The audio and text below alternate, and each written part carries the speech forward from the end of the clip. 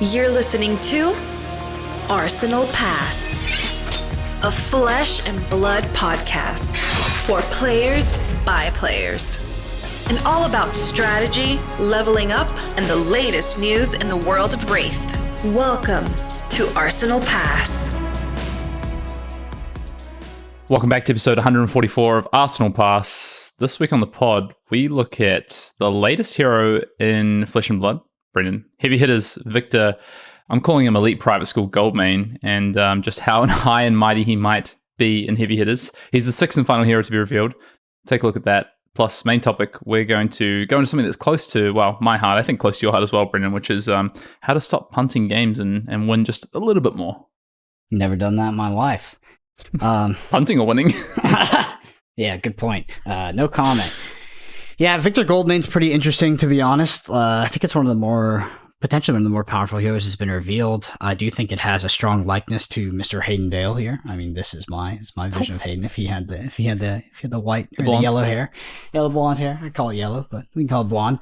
Hayden, I do have a question for you. I want to hit it off with this week on the pod. That's not related to the Flesh and Blood, and it's probably just irrelevant. But have you ever heard of main character syndrome, or the idea of people thinking that they're the main character? How would you describe that? How would you describe that phenomenon? What is occurring? What do people think? What does that mean? I mean, it goes back to the old saying, center of your own world, right? Mm-hmm. I guess that's kind of really what it is you just have this kind of lens that everyone's watching what you're doing. Mm-hmm. You think that whatever you're doing is the thing that matters the most at any given time. Like that's it really. So I saw a post.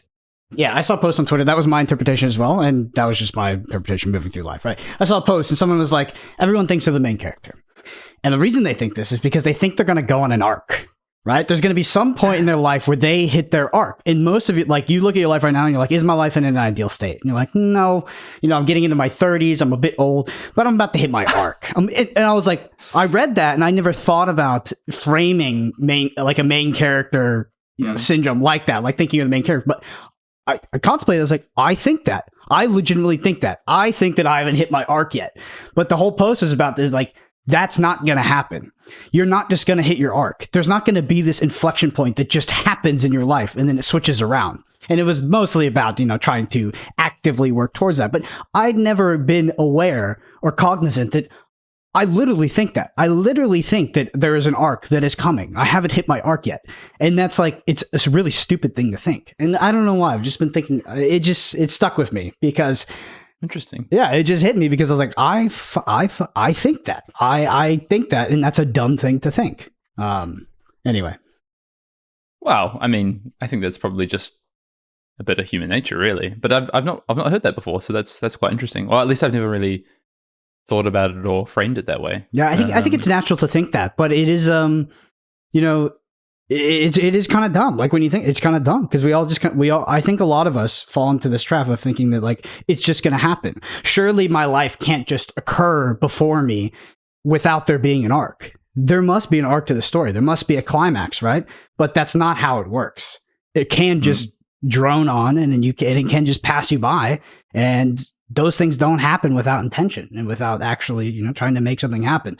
And I mean, the main thing is like, I don't want to get too deep into it. The main thing stuck out to me was like, I never thought about that way. And when I sort of tried to interpret it, I was like, I legitimately think that. Like, there's a part of me that believes that, and that's, I don't know, it stuck out to me. Is that when you saw Victor Goldmain? Is that what it made you think of? No, it was just a completely different post. Okay. I rarely read things that have that kind of an impact on me. And maybe it's probably not that deep, but it did have an impact on me because I do think that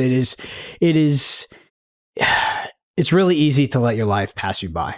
And I do wonder how you can be more present and have more agency to stop that from happening. And it's something that I think takes active thought. Anyway, that is so far away from Flesh and Blood, but we get our own little self-indulgences here. Sometimes we get to talk about some philosophy or whatever you want to call it. I don't think it's that far away from Flesh and Blood. I think you talk about a topic that really closely relates to having a hobby as well. I think the more hobbies you have, the more you immerse your life in your hobbies, the more maybe you feel feelings like that. So I think that's pretty relevant, to be honest. Well, Thank you for sharing. I'm going to take that as your This Week in Flesh and Blood has been a sort of internal reflection week. Anything else? I mean, with this, there's still weeks in Flesh and Blood. We're in the new year and we're heading towards what is going to be a pretty quick avalanche of events starting to kick off, Brendan. We've had Battle Harden's already underway. Battle Harden last weekend, I believe, won by Michael Hamilton on Bravo. So you'd be happy to see Bravo take the dub there. That's our first kind of obviously bye in the finals as well. I'm just kidding. He played Roger Bodie in the finals on Bolton. I was going to say that's mean to Roger. I was a Bolton.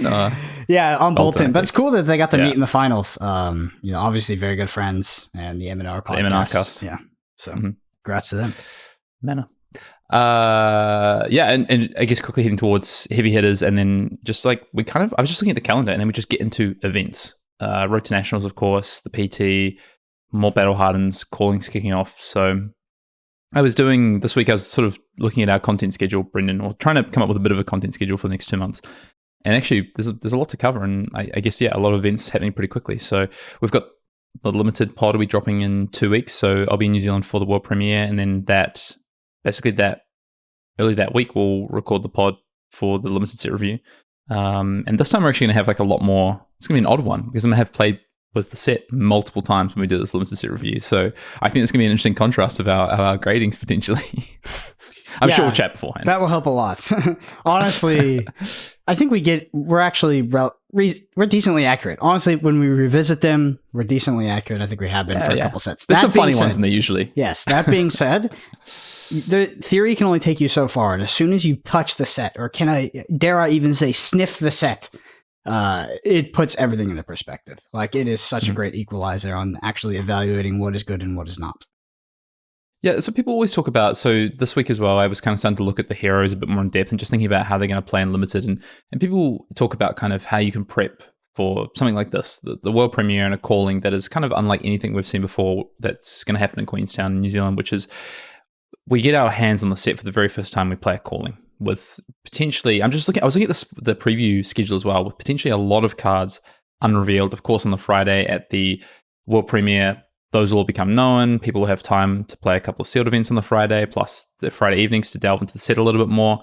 But for the most part, it's all going to be really new. But until we get those cards in our hands on the Friday, honestly, there's not a lot you can do. People talk about, really breaking down the set and starting to look in depth at the heroes, think about how to build these decks. But theory is one thing, and putting into practice, like you say, Brendan, is a completely different thing, especially in the context of limited, where the power level of a card sits even less in a vacuum than it does in Classic Constructed in limited, because of how the format actually plays.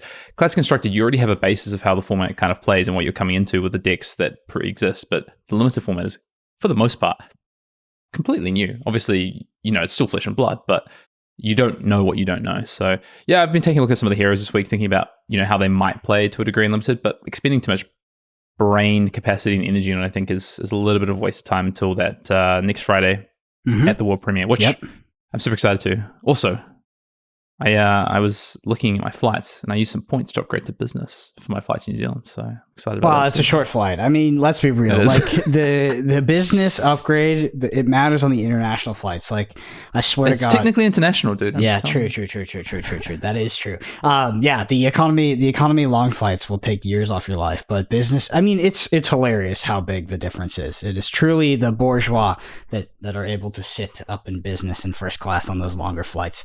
What was I going to say? Yeah, for me, if I was preparing for the calling, I honestly wouldn't spend too much time. We have a podcast, so it's part of our job, I guess, to look and theorize on how these series plays. But I really wouldn't, if I was a player, I wouldn't really spend too much time theorizing.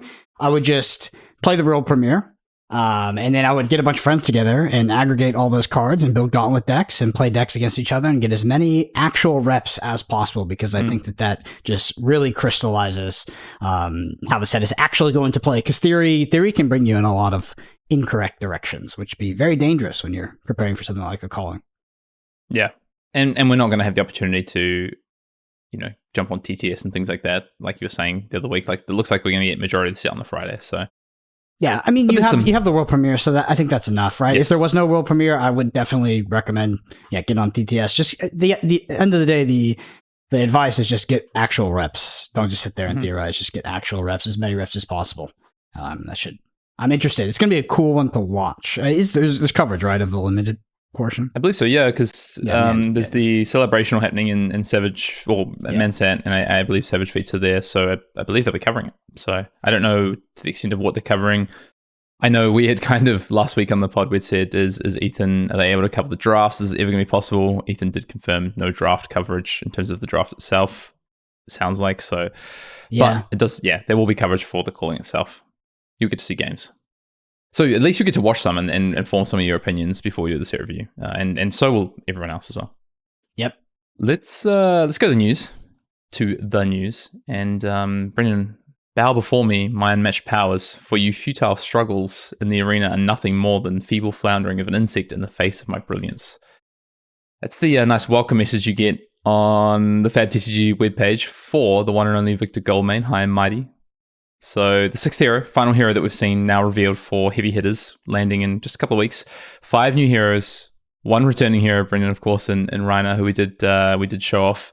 5 new adult heroes for CC. That's where I want to start before we dive into Victor Goldmain and talk about kind of, I guess, the latest hero and just first thoughts and things like that. But 5 new adult heroes into CC. This is the most we've had introduced in any given set, any one set of heroes into Classic Constructed. What are your thoughts on that? I mean, that's like what is that? It's about a 20% increase in heroes almost. If you asked me this question 3 months ago, 3+ months ago, I would have been pretty jaded and be like, it doesn't matter. It's not going to make an impact. But in the current state of Classic Constructed, with the changes to Living Legend, and just the current power level of the format, as we've had these sort of more troublesome heroes rotate out, I think this could be a big shakeup. I really do. And if it's not a big shakeup, I think it'll change really quickly because of how quickly the other heroes will rotate. So it's exciting. I've been talking about it for years. I've gotten a lot of flack for it about Flesh and Blood having a rotating format as their primary format. And that is what we have now. It is a version of it, don't get me wrong, but it effectively is a rotating format, which should make the game a lot more exciting. You're not going to just see the usual suspects at every tournament for, years on end. Yeah, I think this is... I kind of just echo the same thing. I think the fact that we're in a state of, when it comes to power level and dominance of heroes, that looks very different to previous formats. And then these 5 heroes coming in. Look, I think there's some heroes that are going to struggle and not make an impact. I think there's some heroes that could potentially make an impact. It's going to be really hard to know until we see the full set, where we're just looking at hero powers right now and judging based on an existing card pool in these classes and the hero ability and the few cards we have seen so far. Mm-hmm. But I think 5 is a huge impact, regardless of, I think, what level. So I think at the armory level, the grassroots level, this is probably the biggest impact in terms of playability of classes and what it gives to players going along to their events every week, to their local events, to whatever it may be, for the ability of the heroes in these classes they can play. Of course, we've got 2 new Guardians, we've got 2 new Warriors, 1 new Brute. So it's a big impact on what people can play and maybe dive into. And then as we go up those rungs towards premier level play into the pro scene, I think, while we might not see an immediate impact to some of these heroes, I think we will on others. And I think that's super exciting. Plus, just the card pool that, just think about a hero like Bravo or a hero like Dorinthia, and just an expansion of card pool and what they can mean for those heroes as well. So, yeah, I'm excited to see what 5 new heroes means, plus the support of heavy hitters as a set in total. All right, let's read this bad boy out. So, Victor Goldmain, high and mighty, Guardian hero, 4 intellect, 40 life. The first time each turn you create a gold token from an effect you control, draw a card. The first time each turn you would fail to win a clash. Instead, you may destroy a gold you control. If you do, put 1 of the revealed cards on the bottom of its owner's deck, then clash again. What do you make of this? You got a mill hero right here. I don't know if this is a mill hero. This is like controlled. This is like a more controlled variance on the clash. I don't want to get too far away from the first line of text, which is the first time you create a gold token from an effect you control, draw a card. All right, so that seems like the big power level to me. Yeah, for sure. And then this clash mechanic is a way to sort of, I guess, manipulate the variance of mechanic like clash.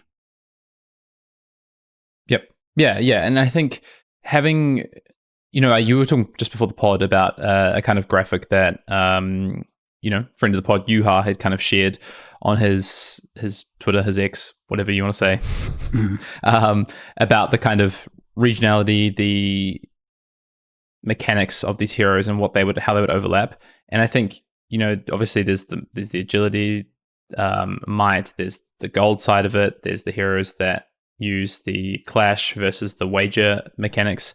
And I think, Victor looks like quite an interesting one from like you say, like mitigating some of the variance on what is like the most variance-driven mechanic we've seen in quite some time, right? Like it's a pure just, obviously you can build your deck in a way, but you're just purely flipping off the top, right? So this combined with, this makes you think that, are we going to see like a Fate Foreseen reprint, potentially? With Opt and Clash, but we can, we can go there another time. We did forget in the news, the Energy Potion Pro Tour promo. You seen that? Holy, that's a nice so promo. Good. Yeah. If you haven't seen it, go check it out. I reposted it. I'm sure other people posted it on Twitter. It's pretty nice. It's pretty nice, to say the least. One of my favorite cards as well. So I'm definitely like the sigils. I've been like, I don't really mind too much, but I want to see these. I like the sigils. I actually really like them. But this is for me, this is one of the most iconic cards in the game, and it looks really, really good. Anyway, do you have any examples that you can give me for Victor Goldmain? Like on a situation, an interaction of multiple cards where this ability is like really good. Have you thought about that at all? Have you been like, okay, this ability is powerful here? Because this ability is like, to me, when I first read it, it's a little bit abstract. I'm like, it doesn't really, it doesn't hit home as much as like Ira's ability is like the second attack. It's +1. This one's a bit more convoluted. Can you give me an example of where this would be good? Yeah, just to be clear, this isn't mill in any way, shape, or form. It puts the card to the bottom of the deck. But I think this feels like mostly a limited mechanic to me until we see a lot more of the cards, and even then, it's still, that second text to me feels like the limited portion of this hero text a lot more.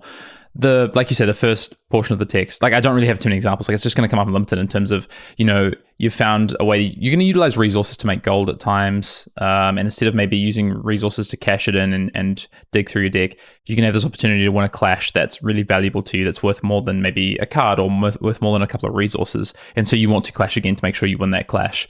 And I think that's what that second line of text is about. And in Constructed, Victor probably will use this a couple of times, but I think his deck in Constructed will be built in such a way that he doesn't really lose clashes, right? He's picking, like, Victor to me strikes me as a hero that's going to be really important in a specific part of the meta where he wins every clash he has. He's playing his decks with really low attack value or no attack actions in the deck, for instance. So that's kind of where I see it. But I think it's this first line of text that, like you said, is the most interesting.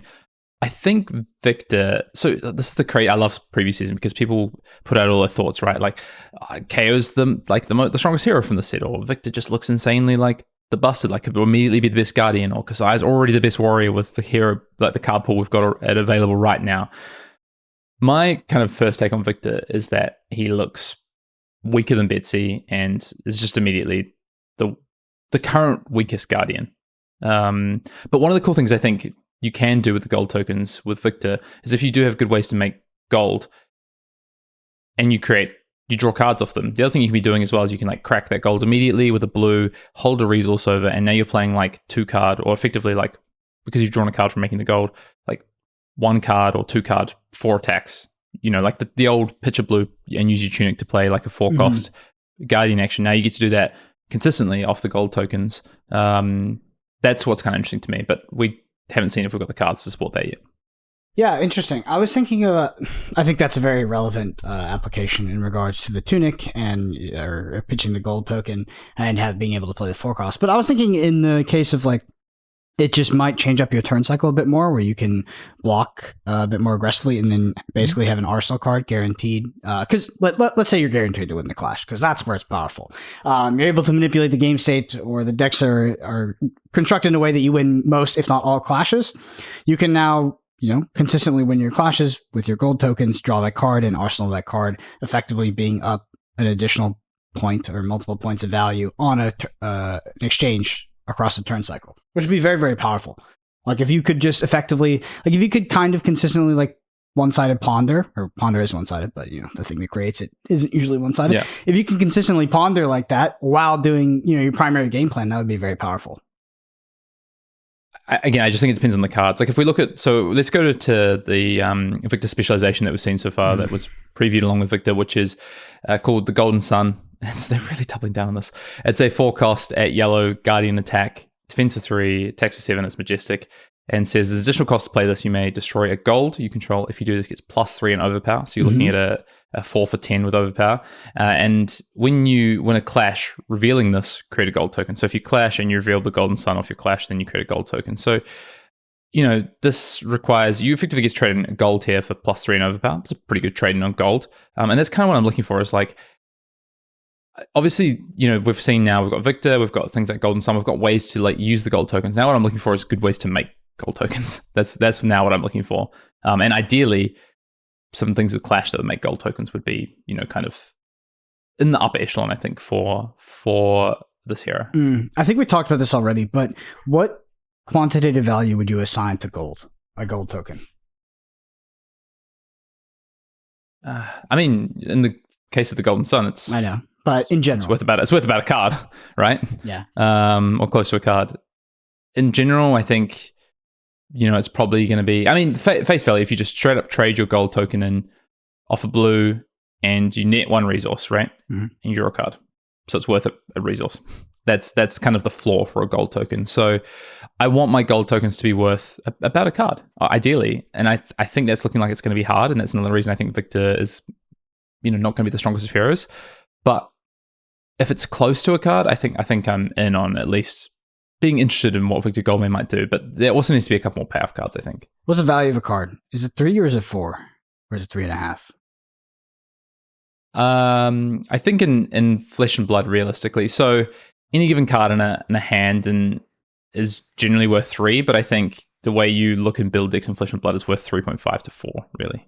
Yeah, so +3 overpower, that's like a 3.5, right? Yeah. It's worth basically a card.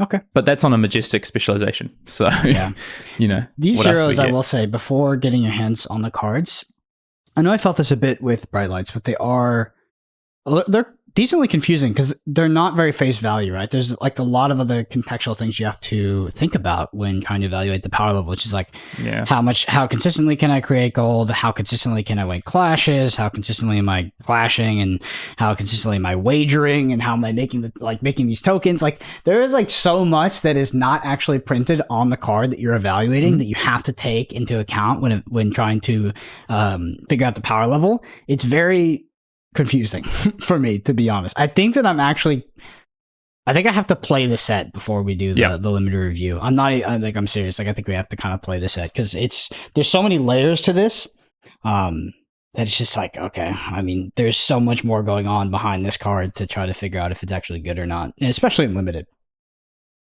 Alice is they usually do previous season and show the mechanics off a lot, right? So, we've seen a lot of cards with mechanics, which is not uncommon. Maybe this is a little bit higher than usual, but usually the mechanics are generally one-sided, right? They're one-dimensional mechanics. It's like, oh, I have to do this. I have to reveal a card to my fuse to achieve this. Whereas all of these mechanics majority of these mechanics involve 2 players, clash, wager, etc. So there's a second, it's almost like double the amount of things to think about, kind of like you say. I mean, in terms of Clash, I talked about, cards to create these gold tokens. The one that really stands out right now is the generic block card, Test of Strength. This is a generic block at common. At red, it defends for 4 and says, when this defends, clash with the attacking hero, the winner creates a gold token. So, that's a fantastic way. You effectively, I mean, think about this, right? Your opponent attacks, you play this as Victor Goldman, you clash, and you get back your card you just blocked with for 4. Like, that's pretty insane value. Yeah, so that's insane value. If you're able to make sure you're always, you've got good ways to create gold tokens that are already, so this Test of Strength is already a great card, right? So you're getting a cards with the defensive value out of it, and then you're also drawing a card back up plus getting the gold token. Like that's crazy value. So if all the cards are in the realm of Test of Strength and Golden Sun and things like that, then I mean, okay, I'll take my words back on Victor Goldman, but I don't think that's going to be the case. And then you pair it with a card like Boast, which is a Guardian block, Majestic, that's a blue, and blocks for 3, but it says this gets plus X while defending, where X is twice the number of clashes you've won this turn. That seems like a strong blue, potentially. Yep. Also, this will trigger because this gets plus X while defending. So this will, if you play, I believe, and I'm just saying this on the spot because I'm looking at it right now, but I believe if you play this plus Test of Strength, is it was called? Yeah, Test of Strength, you would get, and you won the clash, this would defend for 5, and you'd be defending for 9 off your 2 cards. Yep. Plus you get gold token. Your It's pretty good. opponent is clashing into you. You block, you win the clash, then they attack. I mean, I think so. Each clash is its own instance, right? So you can't win two. Mhm. You can't win two clashes in one instance of combat, right? So like if they attack with a clash card and you you can. block with it, oh, you can. Okay, so they attack with a clash card, you block with a clash card, you win both clashes. Then they have go again, and then you block with this after on the next attack. Would you have one? So I'm just. Yeah, I mean it's a funky ruling. So. Oh, do you trigger gold main twice? Yeah. Yeah. Well, not really gold domain twice. Do you also satisfy the condition for bows twice? Number of 'cause you clashes clash you twice. Yeah. Each clash is a separate trigger. Yeah. So I was just thinking about Perfect. these guardian mirrors potentially and how hilarious that could be. Oh my goodness. Yeah. Yeah. I'm I'm looking forward to more guardian mirrors. 45. I'm blocking for 45. Okay. Let's talk about the guardian weapon that we've been shown as well, which I guess this is going to be Victor's signature weapon? Yeah. Okay, let's first of all read it. So it's Miller's Grindstone. It's a guardian weapon, one-handed hammer. Attacks for 4. It's at rare, and it says once per turn action, 3 resources attack. That seems really powerful, right, Brendan? Mm-hmm. It also says when this hits a hero, clash with them. If you win, destroy the top card of the deck. There's your mill effect. If they win, put a -1 counter on this. So Miller's Grindstone gives you a way to have a breakpoint of 4 where you get to clash, and if you clash, obviously, as Victor Goldmain, well, the first time each turn, you're going to create a gold token. So, sorry, you're not going to create a gold token. Never mind. This is the thing that Sasha was saying to me. I was like, I think that's how it works, man. Yeah. But if you would fail the clash, you can also destroy the gold token and have another chance at your weapon not getting a -1 counter on it. Because as soon as this gets a -1 counter on it, now you've lost your breakpoint. Now it's down to 3. Yeah. Starting to look a little bit dubious. Maybe, yeah, I'm thinking you probably just side this into matchups where you're just going to be winning clashes consistently. This is a very obnoxious anti-Kano card, but I do want to say, I want to let everybody know, this is a reference to a magic card called Grindstone that costs 1. It's an artifact from Tempest. If you're not familiar with magic, just strap in because I'm going to read the card text. So Grindstone, artifact, costs 3 and tap, put the top 2 cards of target player's library into that player's graveyard. If both cards share at least 1 color, repeat this process. So that's also a combo card where you could effectively, make the cards all the same color in someone's deck with another card, and then you mill the entire deck. But the card in of itself is a mill card, and this is a Painter's Servant. Yeah, Painter's Servant. So this is very on the nose. Miller's Grindstone. Yeah. So yeah, I mean, Flesh and Blood has had a lot of magic references, but I just want to point it out because it's kind of fun because this one is definitely an ode to that card. Yeah, weapon's cool. I think in Limited, this is where I'm thinking about this the most in terms of we haven't seen what the Majestic weapons will look like yet, or if indeed we get Majestic weapons, but we haven't seen what they look like yet for these heroes. I want to ask you a question. Rare cycles of weapons. This does something quite interesting. We haven't seen this before in a limited format. This is going to give a rare weapon that you draft. So you'd have to draft Miller's Grindstone. It's not a token. Well, how do you feel about that? Well, I've been on the wrong side of Majestic weapons in draft, and that was not fun. Winter's Wail. You see them a lot less than you see a rare. But is this as powerful as Winter's Wail? Because I think that this card, if you win every clash, this card is actually so obnoxiously good. But as soon as you lose a clash, it's not that good. Also, so milling the card, we say mill, destroy the card. I don't know if mill is a mechanic in Flesh and Blood or if it's been... destroy the top card. Yeah, destroy the top card of their deck. If you did that, whether you won or lost, this card would still be obnoxious, I think. It would still be very good. But because you have to win in order to do that, I think that as soon as you lose a single clash, this card's power level goes significantly down. As soon as you lose 2, it's like you have a really bad weapon. So I don't know. To be honest, I don't know how I feel about the rare drafting weapons. I'm trying to think if we've ever had a weapon in rare. I think you're right. No, we have, but not in limited sets. Not in limited, yeah. Yeah, so, we've had them in supplemental sets. I'm interested to see. I'm starts and play, stays and play, equipment, weapons. It'll be cool to see how the weapons affect that mechanic in limited. But yeah, it seems really powerful. If you can consistently win clashes or manipulate the game state. Top card deck. Yeah, that's just this is going to be insane. I think we really need to see the common weapons first. Yeah, but you're right. Maybe you play this against Warrior, but you don't play this in the Guardian Mirrors in limited, for instance. I like that. That's a cool mechanic to have. And probably maybe not against the Brute side though, or the Rhinos in particular. But and it could just the common weapon could just be better too. It's possible potentially. Yeah, could be.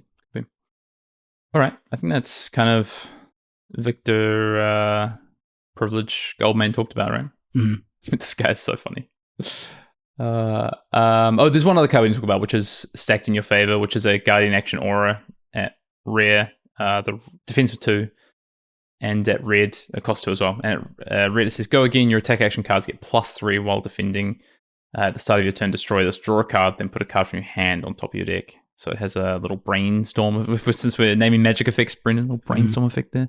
I don't know what I think about this card. I mean, you don't get a card back on the flip side because you put a card back, but you get a bit of card selection and clash selection. So this is good for clash selection. That is really cool. That is actually cool. I didn't think about a brainstorm effect in clash. I actually like that a lot. That's a really cool effect. I should say draw 3 and then put a card on top. No, okay. Put 2 cards on top. But yeah, that's really cool, actually. Manipulating the top card of your deck via effects like this in order to win clashes. That'll be really fun limited. That'll be cool. Yeah, it seems good in Guardian Mirrors. It has go again. You get to block with 2 cards on your turn. You get +6 value out of this. It's also a mind game, right? Your opponent doesn't know what you put on top, so they actually don't know if you put the winning clash card on top. Or just a bad card you don't want that turn. It's cool. All right, let's go to Command Cookout YouTube section. I'll let you take it away, Brendan. All right, first one's from 3 Floating. Thank you for the love. Maybe we can level up 2024 by having a little Brendan versus Hayden fight night to see who really wins on camera. Wishing you guys a killer year. I don't know if that'd be a fair fight. At the moment, Hayden's a little good at the game now, but appreciate it. I always lose on camera, though, to you. Yeah, I know, which is hilarious because we have so many funny gameplay videos where I just absolutely rob Hayden. It's just so unfair. I remember the one we did for Channel Fireball with Azalea and Chain. Oh, that one was amazing. He just got absolutely rolled. Next one is from Andy Fan 5911. Speaking for myself, I would love to see LSS lean more into the story side and expand on the world, including monthly seasons of lore-based gimmicks. We'll keep it fresh. Let's play Corsham as a permanent or require deck restrictions for everyone having to run Crazy Brew. I think this is more like the Armory level. Yeah, of course. That's what. Yeah, Andy's talking about. No, it's on the PT level. Players talking about players. That would be like MetaZoo, right? By the way. MetaZoo does shit like that. So, go ahead. It's interesting. I think Magic did this for a little bit with Conflux. Was it called Conflux? That was called, or I can't remember the set, but they made it basically like a set that had a environment to it, so kind of like PV kind of elements to it. And I think that's about Corsham there as a permanent. There's deck restrictions, things like that. I mean, we've done those at locals before. We're just self-imposed. Like we're going to say, oh, this month you have to use certain heroes, or I know some people have done like elimination events where they're like, okay, each for like this 3-month period, every hero that wins the armory can no longer be played for the rest of the events. And maybe that's not. And this is Blitz, so there's a lot of heroes available, but it's store by store, I think. But I mean, if LSS threw some support towards those sorts of things, I mean, it could be fun. I do agree on lore-based things, though. I think some of my favorite times in Flesh and Blood was around like the Monarch era, where LSS really leaned into the lore elements and how that played into events as well. Yeah, I think the lore in Flesh and Blood is criminal. It is so criminal how they don't expand on it and lean into it, because it's a hero-based game, right? It's like the entire pitch of their game is that you're supposed to empathize with your hero and sort of role play as it during the match. I know maybe if you're a competitive player, you're like, what are you talking about? Like, no, that is actually what the game is trying to pitch. That is a core aspect of the game. And then they just have this lackadaisical way of introducing lore to the game. It's very inconsistent. It's like sometimes here, sometimes not. And then we had it back in Monarch, like you said, and it just really hasn't come back. So I would like to see them do that. I think it would be a very worthwhile investment for them as well. It's a shame we haven't had it so far. I was actually thinking about lore the other day. And I hope that if they do lore, they add some depth to it, because there's nothing more I dislike. And this is my opinion, then lore that is very surface level and is just tropes and gimmicks. I like lore that has like a deeper meaning or like layers to it, where you actually have to sort of know the lore, investigate the lore, and you can peel back the layers and what the real story is. And I hope that they do that, because there's honestly nothing more I hate than like base sort of tacked on surface level fantasy lore that is completely comprised of tropes. I can't stand that. So hopefully we get a little bit more depth. Like Kano is like secretly, he's secretly the good guy, and that's why all the cool people play him. Have you ever seen or heard of the Netflix TV show Elite? It's like a Spanish TV show. No. It's set like a elite private school, right? And I just imagine that that's what Victor Goldmane's backstory would be. It's just like the Victor Goldmane is actually just the utilitarian good guy, and he's doing all these bad things to save whatever region or whatever kingdom he's from this like deep Lovecraftian evil that is threatening the world, but nobody else knows about it. It's just Victor, and he's taking, he has to be a little bit of an asshole to do that. He's definitely got main character energy. Yeah, they should. Next question comes from, or next YouTube comment is from Chisholm 888. This is Hamish from the Push the Point podcast. I think for promos for Lorcana and One Piece, the IP on those games is so strong and people have an attachment to the IP. I feel like the idea of Fab to really push the lore more, I like the idea of Fab to really push the lore more and get more people to get promos that follow a story. So similar to what Andy's saying there. Or have some promos that follow a narrative rather than just a card that is different for the sake of it. This won't be enough. There are many other factors such as, is the place you're playing inviting? Is the scene you want to be a part of? Did you play a lot lately and want to break? Is it close to Christmas? This is, of course, in response to last week we were talking about a question that came in just in terms of, how do you get people into store? How do you get people back into playing Flesh and Blood, maybe through down periods? And we talked a lot about this kind of period being a really true down period, because unlike last year, we had a new set. We have no new set, no events, so it is a true down period. Promos that are relevant, I think, is the thing that is important. Like, some of the times I look at the Armory promos, I'm like, oh, maybe I'll go play an Armory this week. I'm interested in some of these promos. And I look and it's like the weirdest promo that I just couldn't care about. I would love to see, and I know we talked a lot about Magic already in this pod, but Friday Night Magic. I used to love going to Friday Night Magic and being like, oh, Remand is the promo this month. A card that's like super relevant in the history of the game and also, is currently played in a particular format or whatever. As opposed to going along and being like, oh, it's a hatchet of whatever this month. I don't know. The weapons are at least kind of cool, but some of the other card promos, I'm just like, okay. But, I'd love to see some cards that are a little bit more relevant, maybe. I go win my Armory, and then I'm like, yes, I get to sleeve this into my deck. I just won this kind of like Armory exclusive Fate for Scene or whatever. And yeah, I think that's what I would like to see. Just piggybacking off what Hamish is saying. Yeah, I don't have too much to say. I just, I don't know in regards to promos, because I think they motivated me at the onset of Flesh and Blood, but they don't motivate me anymore. That being said, there are outliers, like the Fate for Scene promo from the APAC region, I think. That would motivate me to go to an Armory. The Sigil Solace from Barcelona would motivate me to go to an Armory. The current energy potion that's going to be released at the PT, that would motivate me to go to an Armory. Hatchet of Mind, Cold Foil doesn't motivate me to do anything. Well, did you hear? So I don't know if you know this, but in New Zealand at the moment, in the lead up to the Calling Queenstown, they're running these like Ravenous Rebel events where people are basically doing Armory-esque events. These stores have been given some Ravenous Rebels to give away. That's cool. Ravenous Rebels? Yeah, so have you seen the promo? There's a promo Ravenous Rebel for the next round of Calling. So they're at Hartford, they're at Queenstown. And it's like very vampiric, the art on this Ravenous Rebel. If you haven't seen it, you can go check it out on Alice's website. But yeah, so some of the events, there's been some events in New Zealand that lead up to the Calling coming up next weekend, Ravenous Rebel events. I can't remember what the event name's actually called, but they're giving away these Ravenous Rebels for the winner. That's awesome. I think that's such a cool way to do it. It's something to do in the off season. So, I guess my question would be, why couldn't we extend these kind of events to the whole Play network? And I get it, it's in the lead up to a Calling, and this Ravenous Rebel is a promo at the Calling, but yeah. Do you go next question? Or next? I actually love this one. I can't say this name though. Was it? Kawika? I don't know. Yeah, because there's numbers in it. All right, 2204. Guatemalan player here, Hayden. Why'd you? Could have picked any region in the world. Guatemalan player. This is in reference to Hayden saying that Guatemalan ProQuest were soft. No, he was trying to speak about a region that he didn't think was highly represented in Flesh and Blood, but here we go. Guatemalan player here. Thanks for noticing us. Sadly, we don't have official support yet, so buying a PTI would be the only way to get there. Still, a 5-player ProQuest seems like the most likely scenario. Well, shout out to the Guatemalan players, but I think that's kind of proving my point. So about regionality and the viability of buying PTIs and I think the competition. I think. But you had a good point as well. Yeah, so. I think I think that regionality, and I stand pretty firm that not everything should be fair. I think that there is unfairness in between ProQuest and the level of competition.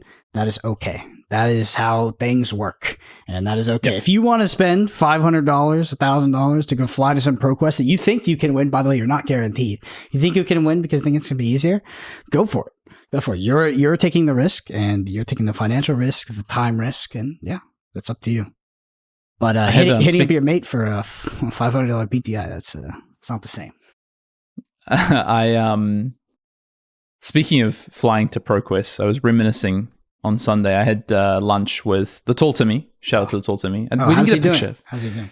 He's doing well. He's doing well. So I had lunch with the Tall Timmy. One of your favorites, Tom Dowling, who you like to invoke a lot on the podcast, and Nick Butcher. And we were having lunch, and me and Nick were on the train back, and we were talking about going to events. And I was like, skirmish season 1, I flew to 4 skirmishes. Yeah, it's because it was the most competitive. I know. Yeah, there was nothing else. I did the same thing. That was the height of Flesh and Blood competitive. It was so fun. Everyone did that. So fun. First ProQuest season, first road to national seasons. Those things were. Yeah. I mean, they were like pulling like 100 player. Yeah, it was crazy. Yeah. I kind of want to do that again. You could say, okay, callings and PTs have replaced that, but to get to callings and PTs, I can't do that in one weekend. So I don't think that will ever happen again. I think that is simply a symptom of the game being new and that being the new thing. If you want to invoke that experience thing, I think you have to play a new game. Like you'd have to play something at the ground level, because I don't think it'll happen organically in Flesh and Blood. But that's okay, because I'll just reminisce. Yeah, exactly. That's a good word for it, because it's actually a nostalgia issue, because you are doing that. You literally are doing it, but you're doing it with Pro Tours and the World Championships right now. You reminisce for it's a different level of it, right? You know, it's a different type of the same thing, I think. It's the flight, as Brendan likes to always say. It's the flight that gets you. All right.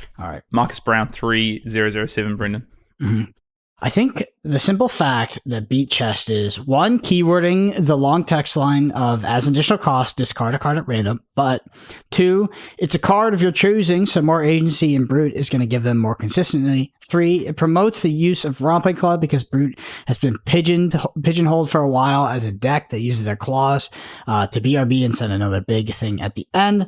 Plus, I think the way they've implemented Intimidate is better than some of those original printings like Pack Hunt and Smash Instinct. They're learning what a mechanic means to a player experience and designing using that feedback loop. Mm-hmm.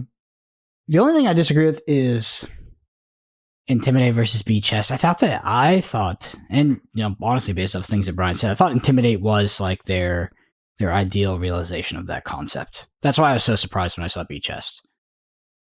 I don't think Intimidate was a flawed mechanic from a design standpoint, right? I think that they intentionally decided they were happy with it. And yeah, Beat Chest is just a lower variant version of that. I mean, obviously, it's different, but yeah, I was very surprised. I mean, I think they were pretty intent. The intent behind it was pretty purposeful in designing Ice as well, but like Intimidate, neither of them are particularly fun. So I think it's not a design flaw or anything, like you say. I think it's a good mechanic, but good mechanics aren't always fun mechanics, So, I don't know. Next one. Sorry. Yeah, you go. No, you go. All right.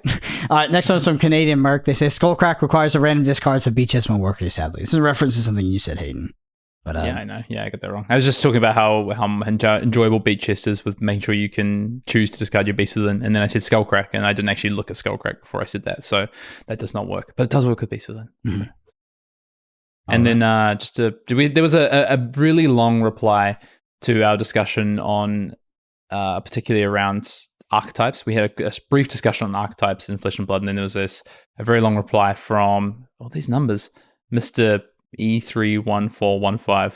So, I'm not going to read that response out because it's probably like a 10-minute monologue, but shout out, you made some good points. If anyone wants to read it, they can go look at the episode 143 comments and check that out. Main topic. Brendan. Yes. What is punting? Why you're doing it, and how it's killing your game, and how to stop it. First of all, Brendan, what exactly in Flesh and Blood terms is a punt or punting? Well, I don't think it has to be related to Flesh and Blood. It's, obviously it's transferable across other card games, but also across, I think, most things. Life. Yeah. So punting, I'd say punting for me is making a play that I know is incorrect and not really understanding why I do it. And and then immediately having that realization of like, what? what was that? What did I just do? Why did I do that? Honestly, for me, when it comes to punting, my biggest issue main reason I do punt, and it happens, is because I play too fast and I get distracted. Like sometimes I just do things and I don't really know why I do them. And I clearly didn't think enough, because immediately after I make the play, I am confronted with the optimal scenario. And I was like, what? I'm so confused about where my mind-body connection decided to play that card in that order rather than the optimal line. I think that punting can also have a cascading effect, which, one punt leads to tilt and then punts lead to punts. And you are now punting away your game. But yeah, punting for me is just making a mistake, especially in the context of a mistake that, in hindsight, I should have absolutely not made. Yeah. Yeah, I think it's generally... It's not the same as a mistake. I think that's kind of what like. Sometimes you make small mistakes and they're minor mistakes in games, and you can kind of get away with it, or they're not obvious. Maybe it's you have choices and lines of play, and they're kind of complicated, or they're at least not super face up, and you take one play or the other, or an opponent does, or whatever it is, and that isn't. I think, to be clear, I don't think that's what a punt is, and I think we're kind of giving a bit more of a term to this, because the reason I wanted to talk about this is I think there's a real difference between playing optimally and not playing optimally, but still playing well, maybe just not quite completely optimally, and still being able to navigate and play near your best and do things in a way where you're making good decisions for the most part. You're using the information you have at your disposal, and you're thinking through your games, and overall you're playing generally well. And I think that's where you need to be as a player. But that's very different to generally punting games or giving away games when there's like a face-up piece of the game. There's a combat trick on board. The opponent has a way to win the game, and you know about it, and you don't stop it because you just forgot about it, or it's something that you would normally do, or something you wouldn't normally do, but you end up doing in the situation. So I think it's really key to make sure you know the difference between these two things, because you are never going to go through basically any game of Flesh and Blood, or majority of Flesh and Blood games, without a mistake. Like, it's just, unfortunately, it's gonna happen somewhere, and they're not going to be obvious all the time, and it's going to be hindsight all the time. It's going to be branching thought processes on what you could have done differently. But there's going to be really obvious times where it's like, there is only one objective correct play here. You should be able to see it, or you should not. Sometimes it might not be. One man's punt is not another man's punt, right? So to speak, or one person's punt, not another person's punt. But these things are generally very, very obvious face-up things. And these are the things that are going to really derail your events, your games, because these are ones that you should be able to... These are the low-hanging fruit that you should be able to say, oh, I can pick these up and fix these immediately. So I thought, Brendan, why don't we talk some of our most famous punts? And then, in hindsight, now thinking about it, or what you learned from that, and how you make sure you don't make those quote-unquote punts again. I can start if you want.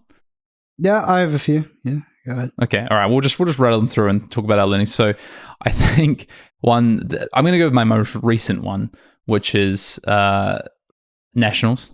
Top. Well, actually, that's not even the most recent one, but Nationals top 4, playing against Kano, and Wildfire. I know the math on Wildfire, Brendan. I've played a lot of Wildfire combo in my time, right, and resolved a lot of Aether Wildfires, and I know the math on it.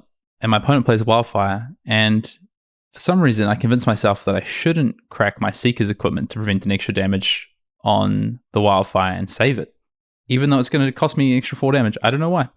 That's a big old punt. That's just immediately the incorrect play. I know the play. It's face up, and I lose out on 4 damage, and potentially the game as well. So there you go. That's a recent punt of mine. And I guess learning wise, yeah, take time, go with the basics. Don't overcomplicate things, as often happens. Yeah, so I have a few. And it's funny that I remember all these, because I remember these, I don't remember a lot of things, but I remember a lot of these. I remember punts. Yeah, so I was playing versus Caleb, Majin Bay, first time I ever met him, which was a hilarious experience, because I was like, hey, how's it going? And he was like, yeah, I played a little game called Legends of Runeterra. I'm like, is it good? And he's like, I mean, he's a big Legends of Runeterra player. And he played it down a lot. Anyway, I had Lethal. I'd been setting up Lethal. I was playing Ice Lexi, tall Ice Lexi. I've been setting up Lethal, and I play something like a pump, and then I have Dominate in my arrow. Guaranteed Lethal, can't do anything. I have 2 arrows in hand. I played the wrong arrow. I just played the arrow that didn't have Dominate. Yeah, I don't know why I did that, and it was not good. I did still win that match, but it was just like I immediately when I played it, I was like, "Excuse me, excuse me." He's like, "That doesn't have dominate." I was like, "What?" All right. On my first feature match ever in Vegas, I was playing against a Reinhardt player, and I had Plunder run in my arsenal. I was playing Chain, and I just didn't play it. And I was so embarrassed that I didn't play it at the beginning of the combat chain. I decided to leave it in there for the next turn. I was like, I'm not just going to run this out mid-combat chain. So, there's that. Even though it was the correct thing to do. Yep, it definitely would have been the correct thing to do. I just IP penaltied myself. I had another one. Oh, I was playing Kano at the first Pro Tour. I think I was already out. But I was playing against a Chain player, and they had Spell Void 2 equipment, which is surprising back then. And I had gotten to multiple scenarios where I could combo them, and I was kind of just like waiting until I was trying to poke enough to where my combo would have been lethal, which was so dumb. I should have just played my combo 7 turns earlier and put them at like 4 or 6, and then just killed them off the top. But I was so like myopically focused on my combo being a lethal sequence in the game that I just didn't do it. So I just lost the game. That was dumb. And there's a million others, but those are just a few that come to mind. Let's talk about that last one. Do you think that last one is like a strict... So this is where people, we're going to talk about the definition of like a punt, right? That's definitely. Do you think that last one is like a strict punt? Because in theory, like you hadn't played the deck that much. Yeah, it was just being bad at Kano. That's like immediately I realized, I was like, oh, it was obviously optimal in this scenario due to it being Spell Void. There was no situation where it was really going to get better for me. Like I was playing the same scenario, but I was playing the wrong side of it, right? Comboing, like trying to get enough poke damage in now and comboing later was a higher variance line than comboing now when he guaranteed has no cards in hand, only has a Spell Void to block, and then putting him at 4 or 6 where you'd have no Arcane Barrier and then winning from there rather than, or I think I had like 1 or 2 Arcane Barrier, or, trying to basically reverse it and do all the poke damage now and then combo them later. Because when I'm comboing later, when I do the combo later, the combo requires cards in hand, requires resources. So I'm putting an extra layer variance on it because I conditionally have to have those cards in hand. And as soon as he puts me at a low enough life total and I have to block, it takes cards out of my hand. So I reduce the window in which I can play the combo. So I was actually just being bad. And I knew that. Yeah, and I knew that at the point, and I was just like, why the fuck did I sit there and do nothing the entire game? I don't know. Just bad. This is the level I think that I think that's that's a bit more of an intricate knowledge thing, right? This one is, I think, one that I think every player can learn from, and probably most players, especially players who are victims of like thinking ahead too far or moving through turns too fast, have fallen victim to, which is like not using your attack reactions correctly. And my ultimate example is playing for, I think it was winning in for top 8 of like the very first ever PTI event before they were called Battle Hardens. At a calling was we go to like reactions or we go to defense. My opponent like tanks for ages. I'm playing Chain. My opponent tanks for ages. And then eventually he like decides how he's going to defend. And I know I have lethal. I'm like, I have lethal here. And then I just forget to pop my Snapdragon Scalers because I got distracted. Oh, that's, that's delightful, Hayden. Yeah, the finals of a calling. I've been playing a slog of a game on Bravo, and it's all leading up to. I'm playing Ninja actually. It's against Bravo, and it's all leading up to my big pivot turn with my Snapdragon Scalers, and I just don't pop them, and the turn ends, and I lose the game. Just forget. Yep. So, what a card! What a card! Snapdragon Scalers. It's like the punt mecca is that card. What do you think? Let's think about this. A punt or, a colossal mistake could be another way to put this, right, in Flesh and Blood terms. How do you think this differs to other games? I was thinking about this, like my time spent playing other games, other TCGs, or even like board games, right? Or even like just computer games. I know where you're going with it. I think it's To me, it feels more. To me, it feels a lot bigger. Yeah, I think more it's because punishing in Flesh and Blood, your opponent immediately punishes you, where in other games it doesn't immediately happen, and you have to self-reflect in order to realize you took a suboptimal line.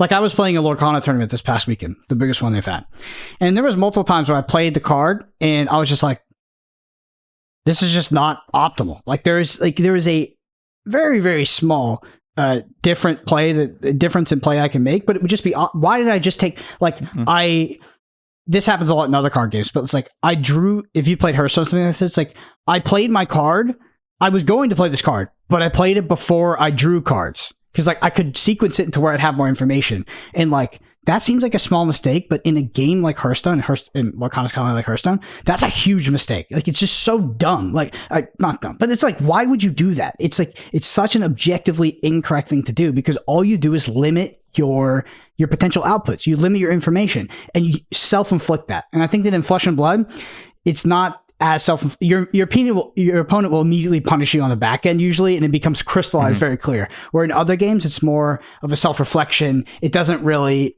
coalesce or, happen, and you don't really reap the rewards or the lack of rewards, the punishment of your mistake till later in the game. Where in Flesh and Blood, it's just like immediate. It's like, often immediate. I have one card left in hand, draw 3 cards back up. It's bad. Yeah. It's like, you're sitting there, your opponent has like an on-board trick or something. Like maybe it's, you've seen them reveal earlier in the game, like a pummel, and maybe you clash with them, maybe you're playing the new Guardian, you see a pummel on top, and they have pummel in hand, and then all of a sudden, you block this card by, say it's coming for 6, you block, maybe it's the Command and Conquer, you just block. And they have the pummel, and you have to keep your Arsenal card, and you just lose the Arsenal card, and you're like, why did I do that? I know I could have just got through this turn to keep this Arsenal card. There's plays like that are just like so obvious at the time, but like these mistakes happen because either we play too fast, we start thinking about other lines, we don't consider the information we have at our hands, and in Flesh and Blood there is a lot of known and unknown information, or I guess when I say there's 3 categories in Flesh and Blood, I think there's face-up information, which is the information on the board. It's purely known information. Then there's known information that isn't face-up. So this is things like pitch stack. This is cards revealed. This is cards that maybe they've got back with like remembrance or whatever. This is known information, but it's not revealed information. And then there's completely unknown information. And so many mistakes happen on those first 2. Like you can't know what you don't know, but so often what could happen, or you've seen these cards, and we still make mistakes. And the ultimate is, it's the Snapdragon Scalers. It's missing the face up. It's the Razor Reflex, whatever it is. Or, speaking of Command and Conquer, opponent hits you with the Command and Conquer, they pummel it, and you remove the card from your arsenal without them announcing the trigger. No, I'm kidding. I'm kidding. I'm kidding. Let's not go down there. I was gonna say, you block for 6. They play the pummel, you've reinforced the line in your arsenal, and you just destroy it instead of playing it. I was just making fun of the United Kingdom. All right. I guess I want to ask is, how do you spot or understand punting away games? I don't know. I think the easiest way to do it, or the easiest way to answer that question, is you're making plays. Like the one that happens the most in Flesh and Blood, the one that's happened to me, is like I've thought through a play line. My opponent has taken so long because it's a symmetric turn, right? They have to block on something. They've taken so long that I've now forgotten my play line, and I play a different line that is suboptimal. I think that the most recognizable things are you understand what the play is, you know what the play is, but you do a mechanical action that's different from that for one reason or another. I think it's like I've fallen victim to in the past, like either underthinking or overthinking. So like, yes, and I'd say it's honestly it's more the overthinking, but I do think a lot of people fall into the camp of underthinking, where it's like maybe you're being pretty methodical about a certain aspect of the game, and this is just treating all the game equally. I think it's like, okay, I have this really good rule of thumb on how I play my deck, whatever it is, but you don't stop to pause. Is that the correct way to play this time? Like I often see that. But then the other one on the flip side of that is like, okay, you're faced with the situation, this play. Something is quite face up in terms of what you should do, but you start to think about a couple other plays, or you start to think about what that means for the next turn or the turn after that, and then all of a sudden you forgot about the most obvious thing, which is the play right in front of you, the play that should be made right now, and you make a different play, which is kind of like what Brendan's saying. And I think that is like identifying those spots in those situations and trying to reduce those in whatever way possible, which I think some of the ways to reduce that is just stopping in the moment. Like once you've found the play, if you have time because your opponent's doing something, or you need to think through the next couple of turns, that's fine. But make sure you lock that play away. Like this is the play, and now I'm going to think beyond that. And that's not always going to serve you correctly, but 95% of the time it will. So just do it, especially as you're trying to reduce colossal mistakes and punts, I would say. Yeah. An example of underthinking is you play Scar for Scar, you're on higher life, and you go to play another card. And you're like, oh, yeah. It's just like obviously, if you had thought about it, you would have realized that. You would have realized that was a condition of the card, and you would not have made that play. But sometimes you're playing too fast. You're thinking about other things. Like for me, sometimes I'm thinking when I'm going down a decision tree and how to map my turn, I'm over at the branches on like the far end of the tree when really I have this critical fault that exists at the stump and I just don't know about it. So I've spent 5 minutes thinking about all this useless bullshit and then I just make this mistake. Yeah, and then you realize you're actually on higher life and none of this works at all. Yeah. I'm like, oh, okay. I lose. Yep. Do you think you can truly avoid punting or making colossal mistakes? I think you can drastically mitigate it by playing slower and playing more methodical. I think that the best players in Flesh and Blood, and there's a lot of things that make them the best players, but one of the main thing, in my opinion, is not this like expression of deck building, not an expression of like outplaying their opponents, in the traditional sense, or just like being better at math or better critical thinking. It is just a mitigate. They just make less mistakes in general. Yeah. And they usually do that because, they might just be more intelligent, but they also play slower. They recognize the patterns more. They have more practice, etc. But the core essence of why they're so good at the game is because they reduce mistakes. The more you reduce mistakes, the better you be at Flesh and Blood. And I think that's almost like you can almost do that in infinite, right? Like, because you can never make zero mistakes. So if you just make less mistakes than everybody else, you'll just be better. I can't say it better, to be honest. I think that's the main thing when it comes to the thing as well. So like, I think there's this real, people look at players like Michael Hamilton or whoever it is, and we've talked about this before about just how few mistakes someone like Michael makes. Michael still makes mistakes, but all Flesh and Blood players do, I think. But not only is it kind of, you said the amount of mistakes, but it's honestly just the level of mistakes as well. And I think if you start from the lowest of the low, like the low hanging fruit first, it's like these big mistakes that are so face up, they don't actually require that much skill or mental input. It's just reminding yourself, like, I need to focus on these couple of like plays that I keep making, these mistakes, these face up things. I'm just not counting my defense value properly. I'm not remembering that there's something to this that might happen in the attack action phase, or the defense reaction phase.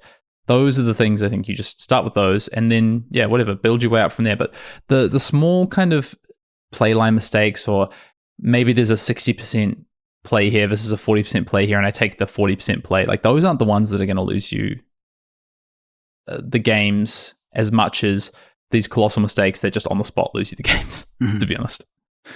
And also these ones these are more glaring. These hit you in the face. These ones are more obvious. Like missing the Snapdragon scalers is a lot more obvious than, 5 turns in a row, if I had just taken this line, then I could have forced my opponent into this particular hand, and when they got to this all red hand that they had pitch stacked, then I would have been able to do this, as opposed to having to block the turn before because I didn't have enough life to punish them on the fifth turn. Like those are things that's like, if you're going to master the game, then one day those are the things you start to address. But the missing the Snapdragon scalers, the not wildfire comboing people when you should just go for it, those are the things that are easier to address, and those are the ones that are going to make an immediate impact on your game, I think.